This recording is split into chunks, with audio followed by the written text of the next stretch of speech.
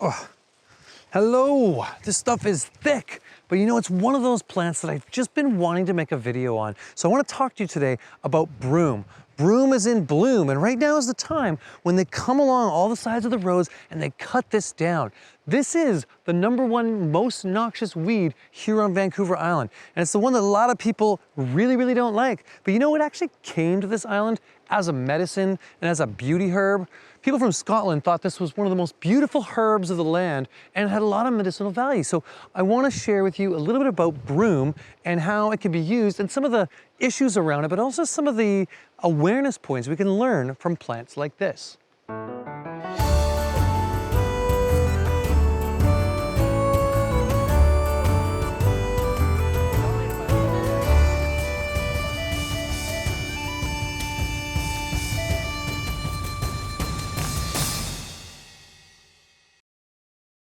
So as you can see, Scotch broom is everywhere around me. It loves to grow in these wastelands all along the sides of highways and roadways and anywhere that people have come and disturbed the soil. This is why I consider this to be one of the true people plants. Now, as I mentioned, it's not one I use in medicine, but I want to share with you a bit more about this plant because I think it has a lot of value. There's a lot of value to it economically, but also it has been used as medicine and it could be used again, especially when it comes to heart irregularity. There's some interesting stuff around that as a diuretic for a few other things. But really, where I find the interesting part about this is a colonizer plant. This plant comes into areas and colonizes the ground. It's a nitrogen way deep down, pulling up nitrogen from the subsoils and making space for trees to grow back. If we look at the long run, we see that Scotch broom is actually part of an ecosystem restoration project that Mother Nature is putting into place, based on humanity coming through and disturbing and inflaming the soils. This is one of those plants that comes in and breaks up the nutrition, breaks up all this soil that's loamy and dry and full of sand and rock, and makes it easy soils for trees and other plants to grow back into. I think in some ways it was brought to these lands as a way to remind people of home. But in reality, once it got out, it took over this part of the world and became a predominant species in the landscape. In fact, I think it was in 1907, the first law in Victoria was passed to pull this from the roadways. Essentially, it became a problem for bikers getting through, and it was becoming so invasive that even though people thought it was beautiful, it was now one of the first really invasive weeds of our time. And since then, it has continued to grow that way. This plant has a really unique capacity to survive. I think that speaks to the other, I'll say, weedy species who has survived and brought its culture around the world. Humanity. This is actually a people plant because of its capacity to do what we do, which is to adapt to these environments, to bring areas that are nutritionally deficient back into more life, like our cities. This plant represents that in my mind. And one of the things that I kind of wanted to bring and why I've been so attracted to Scotch broom is I think it's actually a valuable resource. We're just not seeing the holistic perspective or the long game of how plants like this show up. I know in some of these places down in the broom, there's all kinds of trees growing up out of this. I also know that this plant gets harvested every year along the roadways and nothing gets done with it. This is one of those plants that could be an easy paper source. It was used in old world cultures as a source for working with making clothing and fabric, for making paper, for doing all kinds of things like this. It was used for thatching. It was used, like I said, for brooms. The wood is very strong. It doesn't grow very thick, but it's very strong, so it can be used for fencing. There's a lot of ways in which Scotch broom could actually be reincorporated into our world. So decolonizing our thoughts around it as a weed, as a noxious plant, and bringing it back into a reliable resource that's going to grow back year after year. One of these plants has the capacity to produce around 18 to 30 1,000 seeds in a year. That's massive. Not only that, these little pea pods shoot and almost explode those seeds out, so they shoot far. They are shade intolerant, so they will never grow in a fully intact ecosystem. They'll only grow in these wastelands, in these turbid soils that need to be grown back into forests. They also, as a nitrogen fixer, bring in those early mycelial species that help fix and culture the soil. So they have a lot of benefit here to that in the process. Plus, because they can survive fires, their seeds have a coating that can survive fires, they'll grow back readily and be a very quick place for birds to hide, for bunnies to hide, for other species to grow in and to find that kind of ecosystem, we'll call it stability, through more biodiversity. So despite them taking over these lands and covering them with almost exclusively Scotch broom, you see a few other weedy thistles and blackberry and thimbleberry and other things like that in here. But despite that, they actually have created an ecosystem underground for all the mycelium, and they've created an ecosystem above ground for all the birds. And if you go back into the old world culture, literature, into the spiritual realm of the pagan and druidic traditions, they believe that this is where all the fairies like to hang out. They love to hang out in the Scotch broom, especially when it's in bloom. There's all these nice little nooks and hiding places. And when we look at that old world culture too, we see that many of the bards and poets of the time meandered through the broom and had these deep levels of reflection.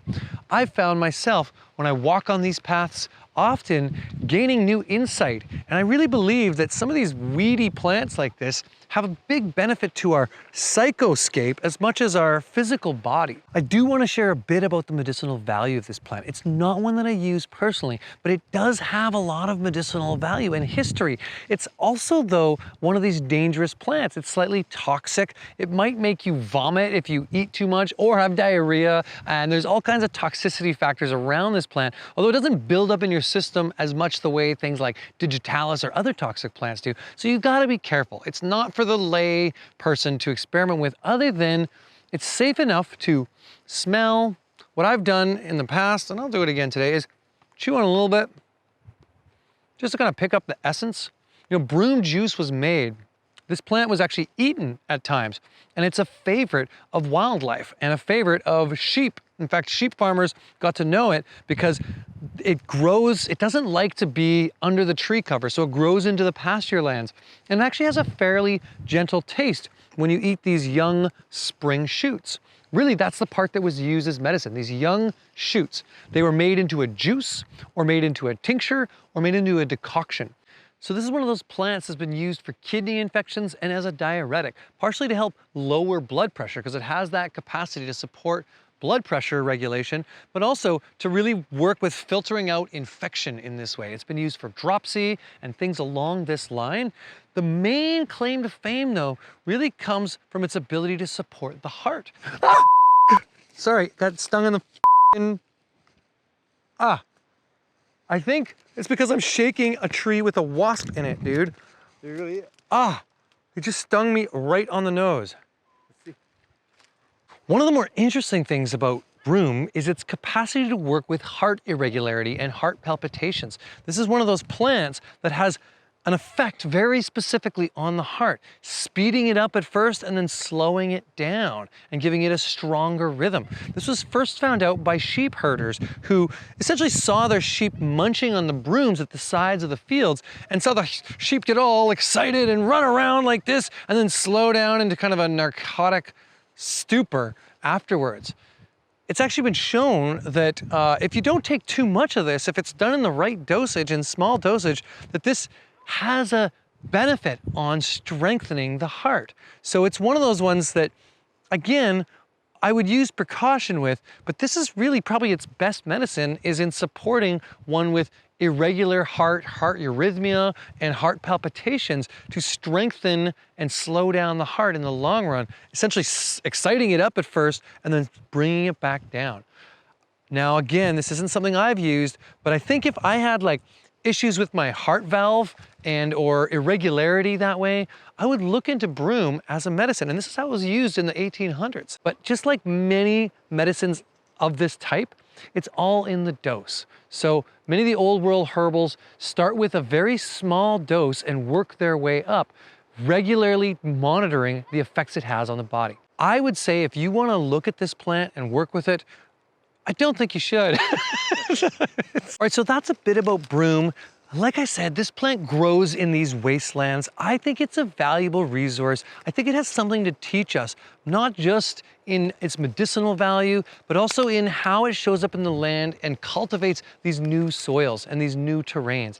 This is one of those plants that has followed us around, has colonized our landscapes, and might help us decolonize our mind around how we think of plants as a resource.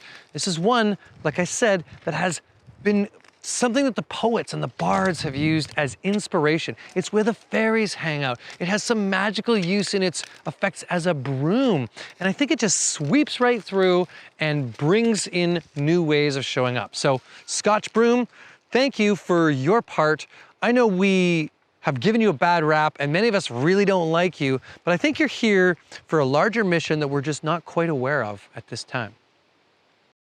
Main claim to fame, though, really comes from its ability to support the heart. Ah! Sorry, got stung in the frickin'... It just stung me right on the nose. Oh my God, I just got stung on the nose by a wasp. That was a dumb move. It wasn't very Jedi-like. Right on the nose. Yeah, oh, totally. Yeah. It's gonna blow up in the next minute. I think I've got adrenaline in me.